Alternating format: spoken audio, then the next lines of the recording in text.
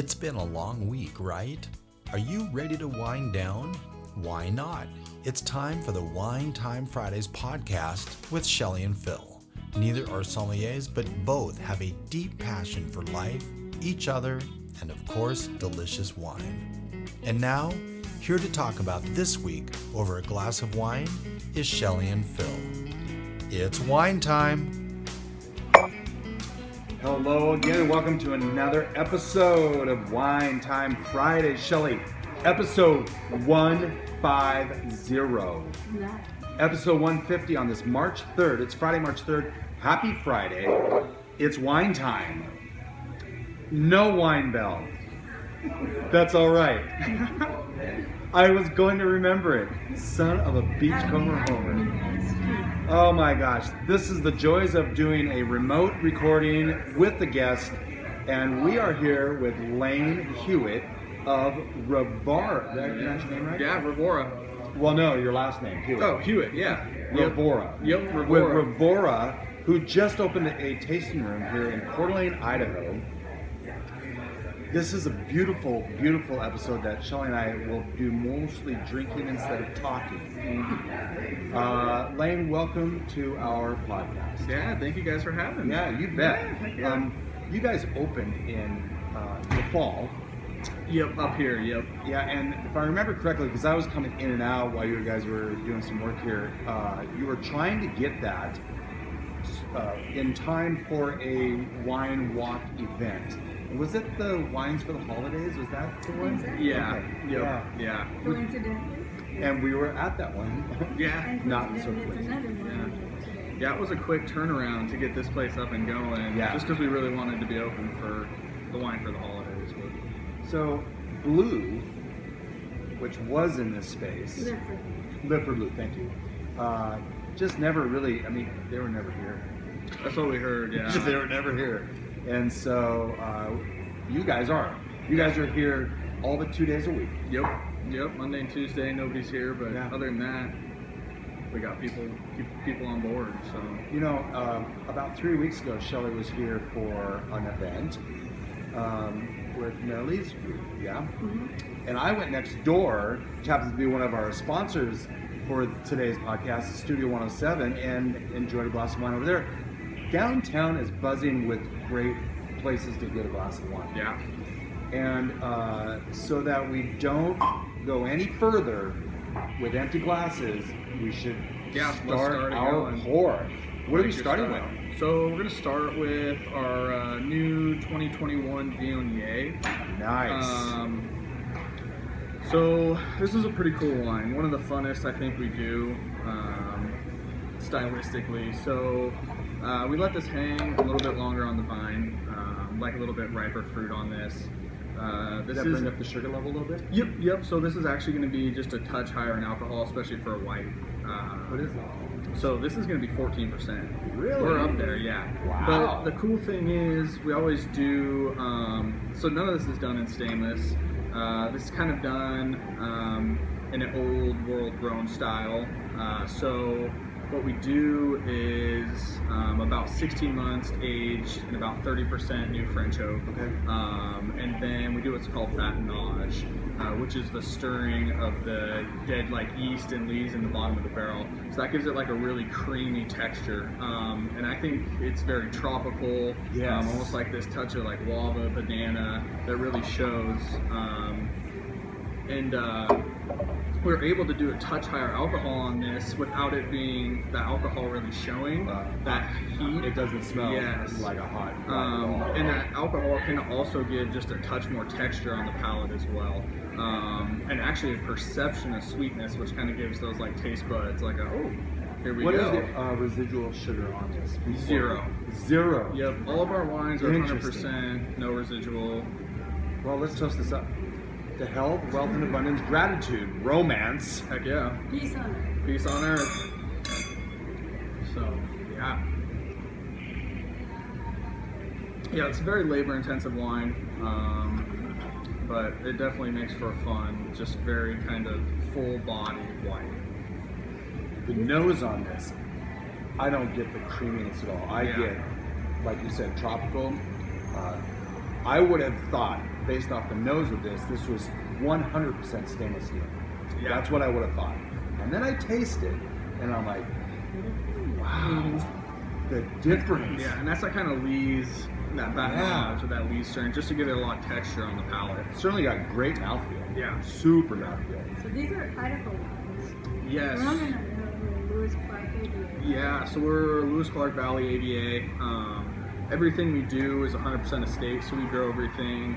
We've got about 27 acres now. We're planting another 7. We grow 10 different varietals, pretty much all your big Bordeaux and Rhone varieties, with a little exception of some Sauvignon Blanc that we planted and will be bottling in about 2 months. So, yeah. So I have on the notes I counted 8. 10. Yep. Yeah. So we currently have 10. The only ones that you're not seeing right now that are planted is the Sauvignon Blanc and Morbet. Interesting. Yeah. So you guys are in Julietta. Yep. Just off the Clearwater River. How far from Lewiston, Idaho?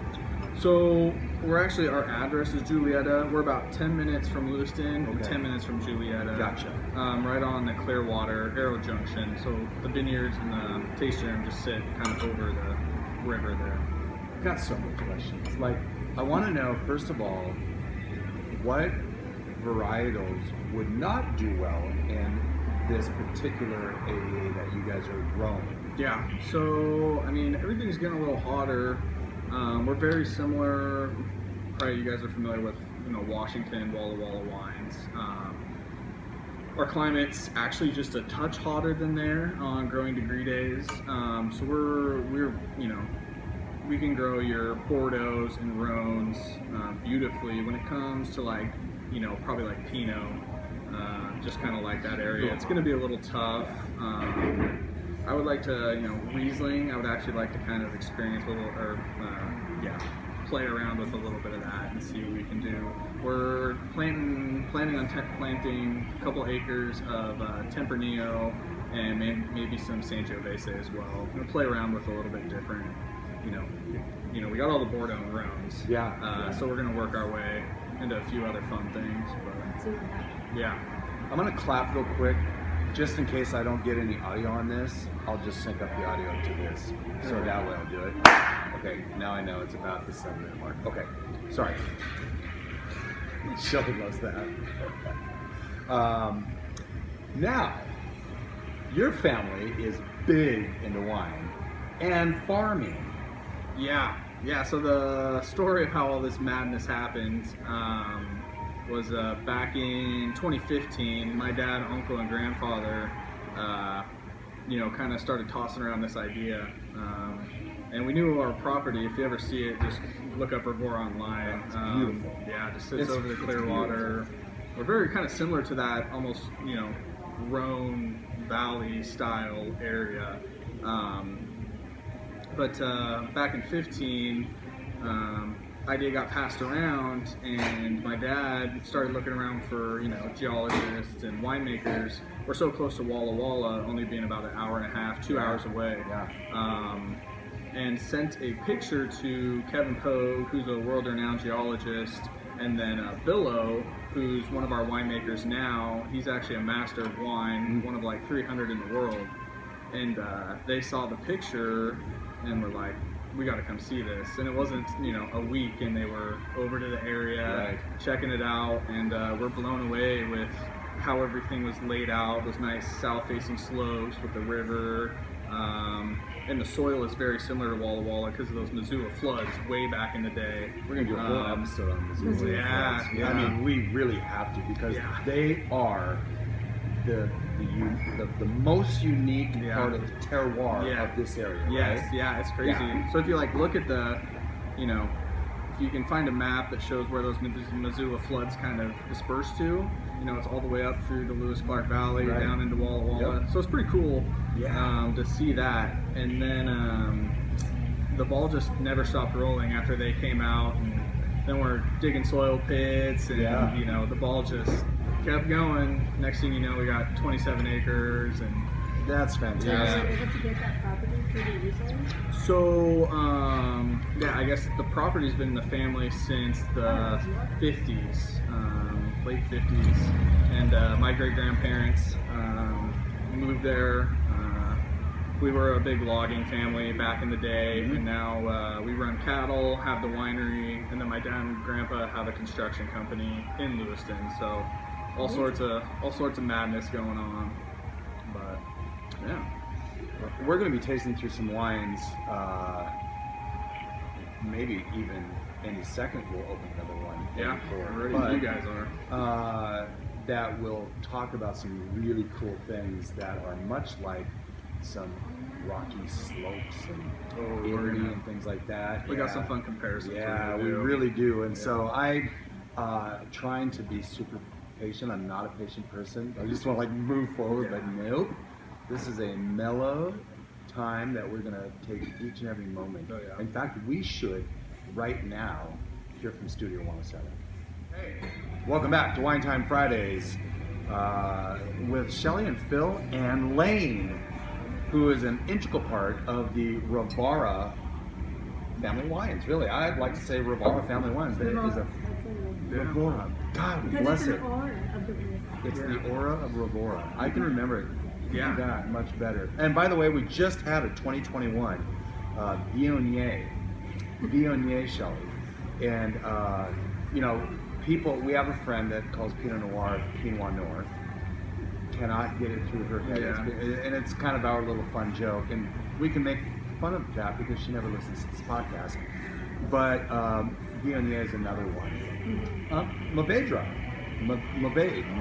I can't. I have trouble with Mourvedre, and I know there's a number of ways that are okay to say. Yeah. But that Viognier was freaking awesome. Now we are going to. Yeah. So we're gonna jump in. We've got two different, lineups. We've kind of got our classic Rivaura lineup and then our reserve label. So we're gonna jump into a little bit of Merlot actually, to kind of get the palates away. Is this the 2019? This is going to be the 2019, yes. Beautiful. Now, full disclosure, 3 weeks ago, Shelley and I came in for some, what we call small bites. We did. We came in a little charcuterie, and we did a flight. Now, our flight was, we picked 4 of the 1, 2, 3, 4, 5, 6, 7, 8, 9. 4 of the 9 for $10. By the way, if you're going to buy a bottle of wine, they weigh $10. And Okay? they're very tasty. Yeah. They really were very Generous. generous. Yeah. And so we had this Merlot on this, and this is really, really, really good. Tell us a little bit about this 2019 Merlot. Yeah. Honestly, I feel like Merlot.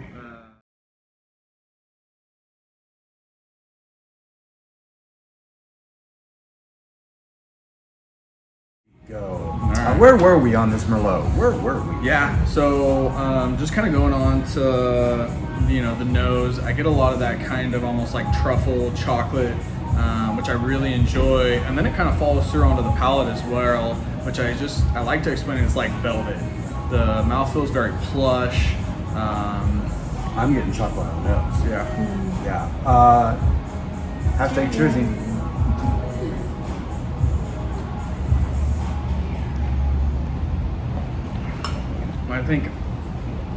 I just really love that mouthful. It's like this just velvety, and it's full body, but it's not overly full body. It's kind of just got that hit of tannin that just kind of This thing that touch. could still lay down.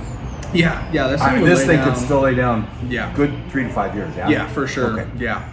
Yep. This thing would lay down just fine. And that's kind of the cool thing we try to do too, is as it seems like these days, the different style of wine buyers that are coming in, they like good wine, but they're not laying it down as much. It seems like it's getting drank a lot quicker. Even by those who know better. Yes, exactly. So it's kind of nice to try and make a wine that's you can lay down, but that is also really nice to drink right away. visit. Yeah. It's really nice. I've always liked Merlot. And it's kind of cool because this is only second year fruit. So, these aren't old vines at all. This is all second year. Just because we planted in 2016, and then our first harvest wasn't until 3 leaves later, which would have been 2018. So, yeah. You really, 2020 was your first selling. You sold your first vintage one of the 18s? Yeah, so we opened our tasting room in just outside of Lewiston, the Clearwater, in June of 2020. Of course, right in the heart of COVID. Yeah. When we were there in 2020, right? We were there in the fall of 2021. You guys make it to the tasting room? Yep. Nice. Heck Yeah. On our way back from Walla Walla. Yeah. Did I see you guys there? You may have. All I know is we were both going, wow, okay. Because we had just left another winery in the area that we went, wow, the other way. Yeah. Like, Yeah. that we were not entirely, and then we actually had some wine from another one in the area that really have high accolades that we were less than impressed with. But it wasn't Clearwater Canyon. No, Clearwater Yeah. Canyon, they still make fantastic Yeah, juices. cocoa's incredible. They are so fun. Yeah. So fun. What is your wine background? So Because like you're no older than 20. yeah, 26, 21? 26. Okay. Yeah. It's Everyone's actually younger than me. it's actually pretty funny. So when this whole idea got brought up and we actually started, we help every weekend, start putting in irrigation, all that fun stuff. Family business. Yes. And my cousin and I were actually going to U of I. We were only about a year in, not even, and our parents were kind of like, well, if you guys want to be a part of this, Walla Walla has a great wine program, and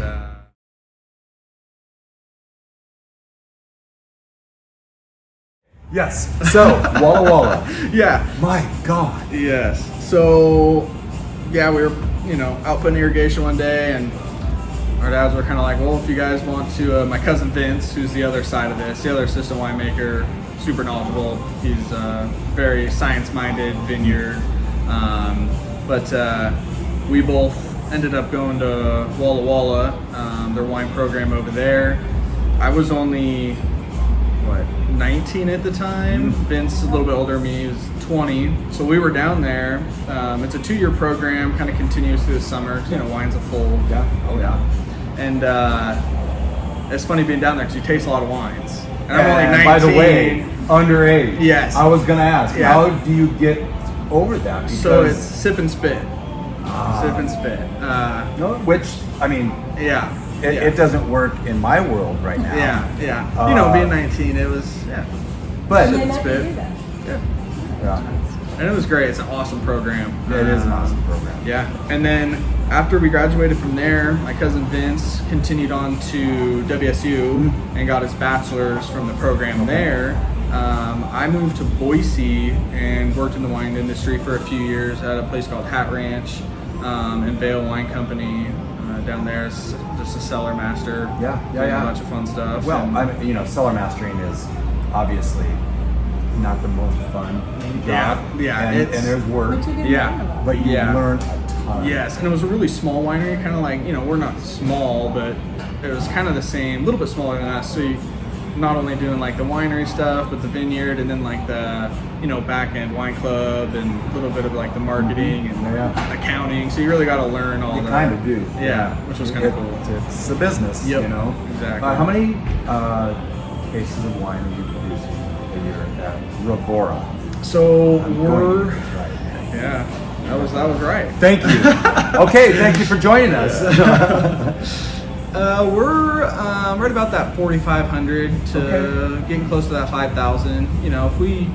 If we could crop out and do 8,000 cases, but to keep that quality, we do 2 to maybe 3 tons an acre for the heavier stuff. And with the new plantings, I think eventually it'd be nice to be right about that 6,000, 7,000 case, just small enough but big enough where it's still very hands-on, small batch. When we had Drew Bledsoe and Damon Hewett on for the Apple Cup episode, I asked Drew because his gateway wine was a Barolo. Which is very unusual. Yeah. which is a really unusual. And he's like, I want to plant Nebbiolo. That's awesome. And so, any chance Nebbiolo ever makes? I mean, there's always a possibility. Yeah. You know, I would like to plant another white or two as well, just to kind of expand that. Sure. Can you do a Gewürztraminer or something like that? That would be fun. I really like Semillon. Would be a lot of fun. Really nice. What was your gateway drug? Right. Well, Yeah, it's honestly mine. Surprisingly, not knowing wine at all, and then going to the college was Petit Verdot, really? which is, you know, pretty inky, Wow. dark wine. But the school had this one that had this very meaty, like, notes to it, and I just remember being like, "This is crazy. Like, how You is got this? a Petit How does this happen?" Yeah. Yeah. Wow. Yeah. So that was kind of my It is very gateway. We into- had the Petit Verdot on the flight, and Petit Verdot is not one of Shelley's favorite varietals. I love it because it's one of the Bordeaux varietals. Yeah, for and sure. So that's a lot of fun. Yeah. For me. We're not going to do another break right now because our next break is going to be about our company. We don't want to do that right You now. want to jump into some cab? Yes, please. Okay. Let's do that. So And we. Oh, thank you. Set this over here. we'll get all the bottles laid out. So we're gonna jump into our classic cab, and then we'll start jumping into some reserve stuff. Okay. So this cab is grown. So it's really cool because we've got technically two sections of vineyard. We've got one on the north side and one on the south side of the river. The north side has that really nice south-facing slopes and is a lot hotter, where our south side is down close next to the river and it's a little bit cooler, doesn't get quite as ripe. So most of the cab in this is grown on that cooler section. So it gives you a little bit more of a light cab that's very pleasant, easy to drink. It's a touch, you know, you get a little bit more of that just light. It's not overly big, almost a touch of green, which I really like. It's not that classic kind of big in-your-face cab. It's just very, almost like an elegant cab, I like to say. This is a 2020 Cabernet Sauvignon. Yep. So we haven't talked about the price points. That Viognier is $30 a bottle, or $9 a glass. Come on, like Yay. $9 a glass.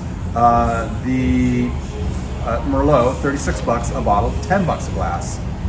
Here in the tasting room in Coeur, Idaho, on Sherman Avenue, and the 2020 Cab So 38 also, and that is $11 a glass. And this is I haven't even tasted this yet because the nose is pretty freaking cool. Yeah, it is really cool. And that palate's just, it's kind of like, I really like the body on it, just that kind of grip of tannin, but it's not overpowering. Man, this is what we would call soft tannins, yeah? Yeah. Wow. That's one you could just kind of, I mean, it's a cab that you could just enjoy with nothing, just kind of over the night. So you have how many different labels?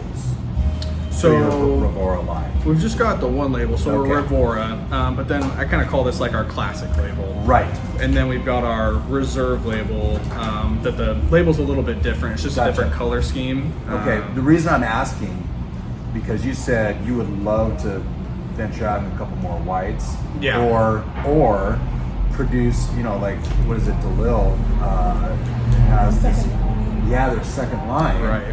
Well, not even the second line. It's just a secondary, like their D2, Right. which you can get Yeah. for $40 a bottle Yep. instead of paying $80 or $90. Yeah. Lori just walked in. Hi, Lori. Hi, how are You you get guys? a shout out on the Wine Time Fridays podcast. How goes it? Looks like you're enjoying. Oh yeah.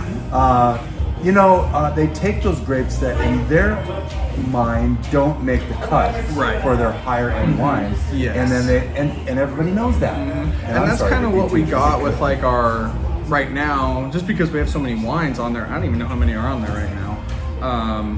But we've got our classic, which are going to be more in that, reds are in that $30 to $40 price range. And then when we get to the reserves, we're in that almost $50 to $60.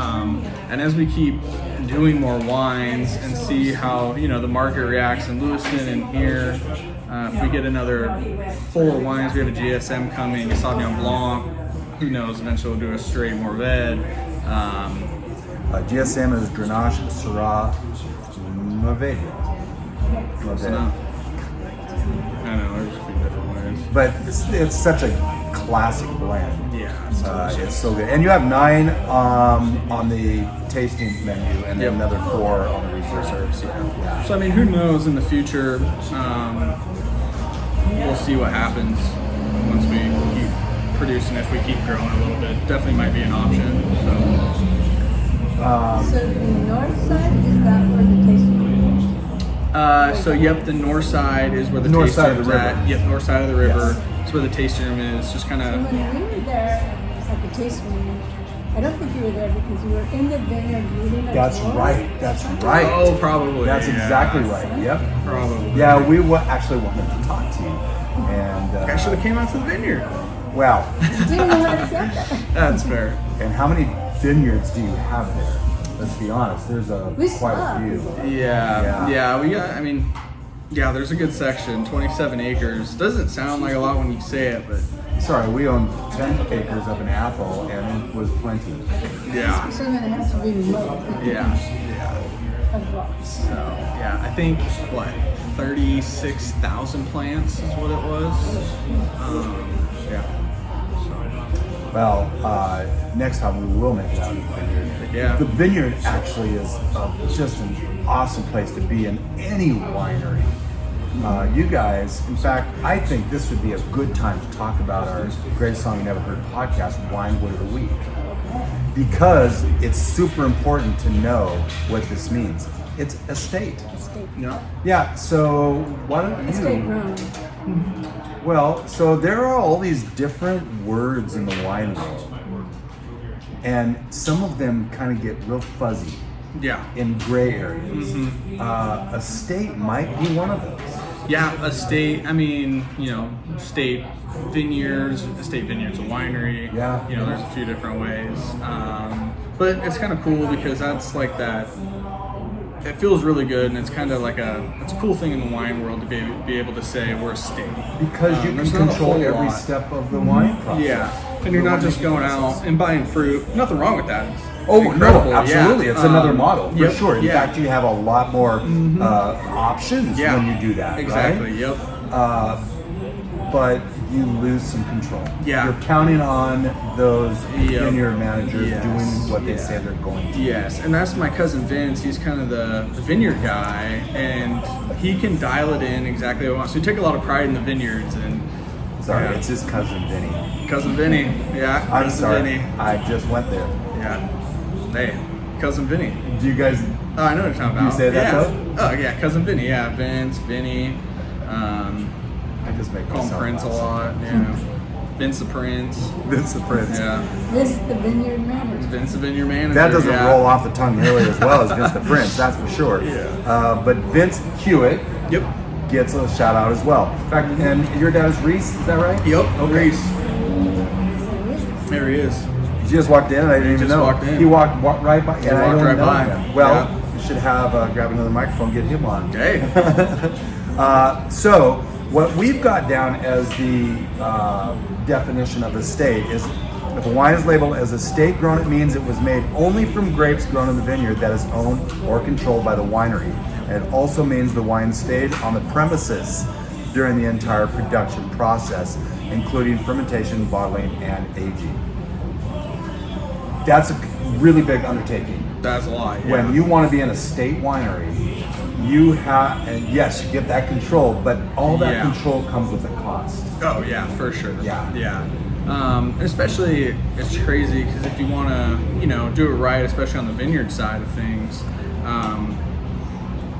not only are you planting, this big planting project, you got so much invested in that, and then you don't get to see a product for, you don't even get to pick grapes for 3 years. Yeah, easy 3 years. And then you've got another 1.5 2 years in barrel, and then it goes in a bottle, and then you're like, it needs at least 6 months to settle itself out, get that bottle shock out of it before it's ready to pour. It's just a long process. Yeah. It's kind of like our apples. Oh my God, I don't even want to. We did get an apple. By the way, the apple that we got, I used in the picture for the Apple Cup episode. Cool. It was our only apple that we've had in 7 years. That better have been the best tasting apple ever. It was good. It was good, but I forgot what it was. It was so long ago. When we come back, I want to talk a little bit about the climate down there where you're growing these grapes. For sure. And we're going to hear a little bit about Shelley and Phil's company, The Social Way. Welcome back to Wine Time Fridays. When we last talked, I had asked you a little bit about the climate. And the reason I asked that is there's something that they do in Walla Walla that I learned from Viognier is burying the cane for those hard winters every 6 to 8 years. And I was fascinated by that, knowing that if a hard winter came around, all they'd have to do is bring that cane back up, and they only lose maybe a year or two of the process instead of replanting the whole right. And if it isn't a hard winter, they snip it off and off they go. Do you guys do any of that where you are located? No, I mean, Lewiston, really that area, knock on wood, I'm going to say this and then we're going to get a cold freeze. Well, it might be similar every 7 to 8 years. It's been a long time since we really got that cold. I have to look back, but because so we're far talking, so good. We're talking 5-10 degrees for an extended period of time, like a week, right? Yes, extended, and that's, I don't even know the last time. He might know, but what worries us a little bit is, we're getting close to bud break. Things are starting to bud out in the spring, and then you get that. So we've got a little bit of protection. We installed a bunch of wind machines, and just to feel a little bit better. And that's the scariest thing on our side of things. Yeah, so describe the wind machine, because I always thought it was when you look in a vineyard or any orchard really, and you see these little turbines, and they're little turbines. I'm like, what are they generating power? No, you're moving air, right? Yeah, so, and that's the other thing that helps our area. We've got the Clearwater River right there where both of the vineyards are. So that's extra protection right there already, because that river is just pushing that air continuously. So it's a lot different too. If you have a vineyard that's flat, that cold air will just kind of sit right there. They got the south-facing slopes. That air's kind of rolling down. So we don't have wind machines on our south-facing slopes because it's super steep. But on that flat section, on the other side of the river, just try and get that air moving. And if you have a little bowl or something, you'll see some damage probably just because it sits there and it's moving everywhere. So interesting. This is geology 101 in a sense. They do that with oranges in California. You have to, or you lose a whole bunch of money. When you're talking about those turbines, what do you call them? The wind machines. The wind machines. That there's an upfront cost to that, but if it saves 1 year, it's paid for itself at that point. And it's only like a couple degrees, but you'd be surprised how many times it gets right to that. It's like it knows, and it hits that little part where you're just like. People in this sort of industry that are growing things, they know exactly the temperature. It's like 29.3 degrees. It's not even at freezing, it's that right around there. They know exactly when that damage starts happening. And then it's so interesting. And then it's up at 3 a.m. You're like, all right, we gotta get out there and get these wind machines going. Alarms start going off. Exactly. So what do we pour next? So this is probably going to be the coolest thing we do. Okay. We're going to do a comparison. We're going to do a comparison. This kind of goes into our north and south side. Beautiful. So let's do your left side glass.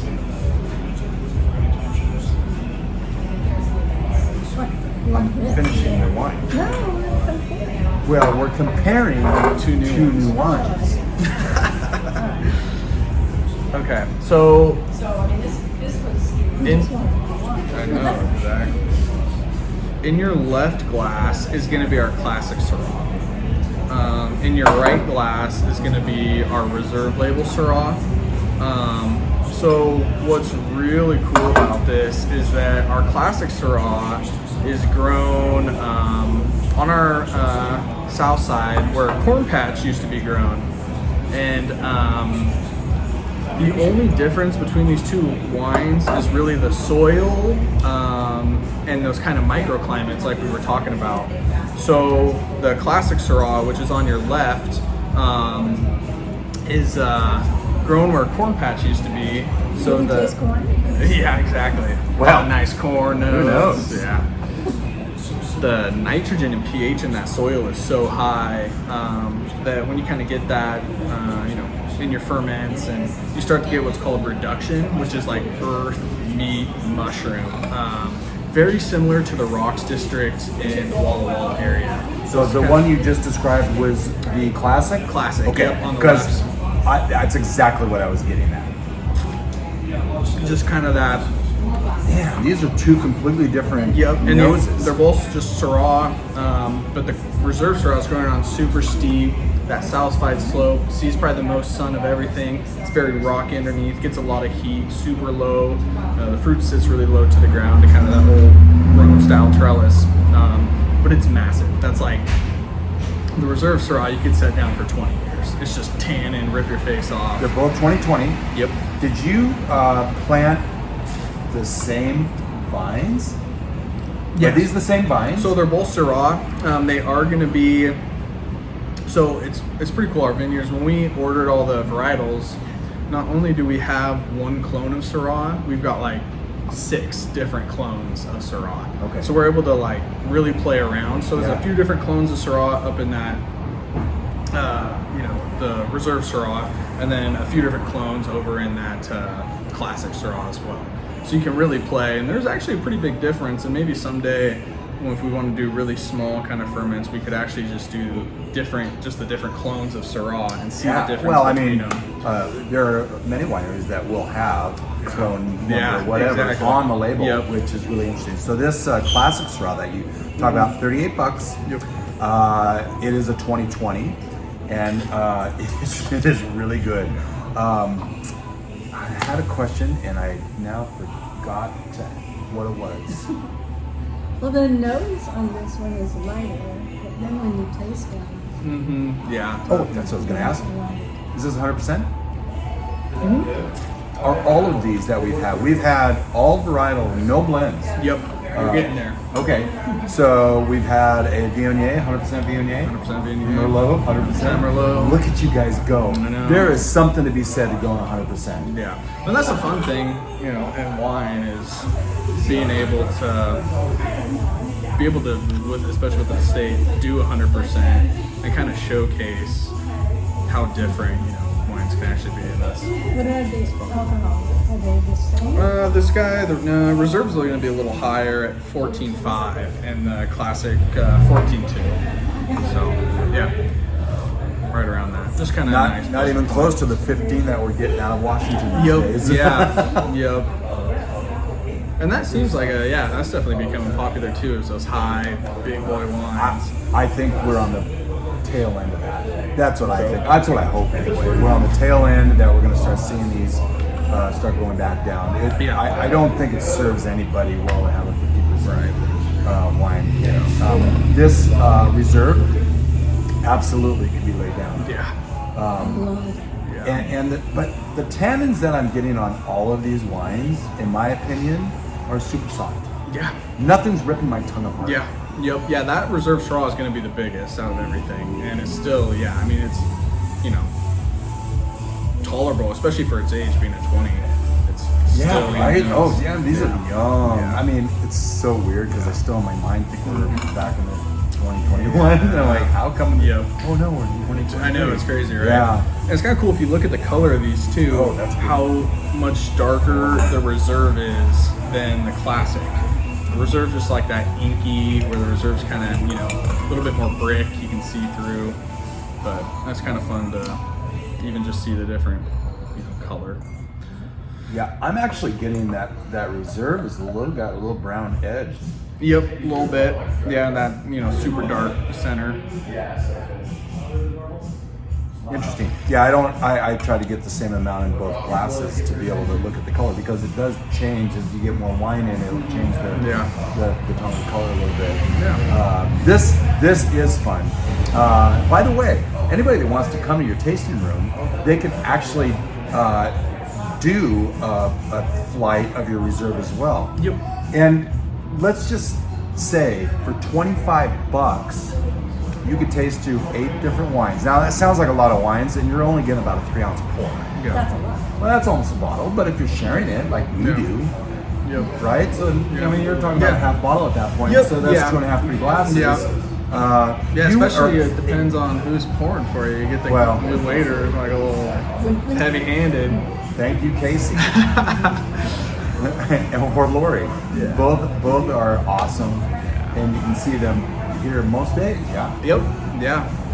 And that's kind of been great. Cool experience for me is, you know, I've never had to try and hire anybody before, but coming up and being lucky enough to meet them right off the bat, it was perfect. Yeah. It is super easy. Interesting, because when we were here a couple 3 weeks ago, I saw we had a rosé was a part of that flight that we did. We're not tasting through that today, but if you want to, it's a 2021 rosé, and I believe that's Cap Franc. My favorite varietal. It's too bad we're not going to taste that today, or are we? That's up next. But he opened the bottle and smelled the bottle, just make sure there's no funky fun going on there. And I like that. I mean, that's just to see we're a little podunk, small town, Coeur d'Alene, Idaho, but they're really, really using good wine practices at a very high level, which is nice. And that's kind of a cool thing. We use everything we do uses real cork. Which the whole cork controversy is pretty funny these days. It is. But when you use that real cork, you know, there's always that chance that you're going to get, you know, a cork bottle, one out of every probably 100, 150. We had one the other night. Is that the Roussan? Yeah. Yeah. We also had a Pinot Gris that she thinks that it was cork. I just want to enjoy it so badly that I plow through it a lot of times. Yeah. So I just can't, like, if I smell some cork, to me it's wet cardboard. Wet dog, wet cardboard. And there are obviously levels of that. Yeah. Would you say kombucha? Yeah. That's right. That's what you were getting. Apple kombucha, she said. And that's hilarious. hilarious. My cousin Vince is pretty funny. He gets baby carrots. Like that little baby carrot smell. That's pretty funny. That's what he gets. On a cork wine. Yeah. It's funny. We did a wine dinner through our Rotary up at Beverly's with Sam Lang, who is kind of on his way out. We've had Sam on 3 times on this podcast. On his way out. To go with Lola's right up the street from here, actually. This place. Yep. So, but we did this dinner, and one of the participants of the dinner tasted the wine, and he was across the table from me, and he just pushed his glass over, and he said, "Have a taste of this." And I tasted that, and I go, And I went around to Sam. He didn't even taste it. He's smelling like, nope, that's cork. Boom, grab the bottle, downstairs to get another bottle, and bring it back up. It is no reflection of the restaurant. It is no reflection of the winery. It is no reflection of the wine, other than the fact that this wine has been compromised. Yeah. That is, and The bottle. the wine, that bottle has been compromised because of a bad cork. That's the bad thing. Cork. The one bad Yep. thing about real cork, you don't really see that on conglomerate as much. You know, screw cap, obviously non. Australia, New Zealand one. Yeah, We just had an exactly. Australian wine that actually had cork in it. Really? Yep, just recently. So Shelley, tell the listeners what your thought is about screw caps versus corks. Just not very romantic. You want to hear that pop? We do want to hear Yeah. the pop. It is, I get all the, and by the way, cork wine, or wine stoppers that are corks, there's another added cost, right?